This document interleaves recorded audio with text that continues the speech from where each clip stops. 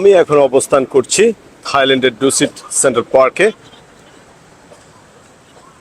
অসাধারণ ভিউ, আসলে উপর থেকেও কিছু ভিডিও করেছি।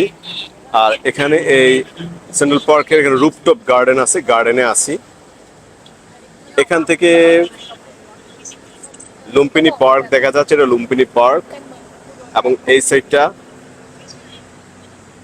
সুকুমবিট, এবং অসাধারণ ভিউ। হ্যাঁ, যারা থাইল্যান্ডে আসবেন এই জায়গায় এসে ঘুরে যাবেন। এটা লুম্পিনী পার্কের 1 নম্বর গেটের অপোজিটে। ধন্যবাদ।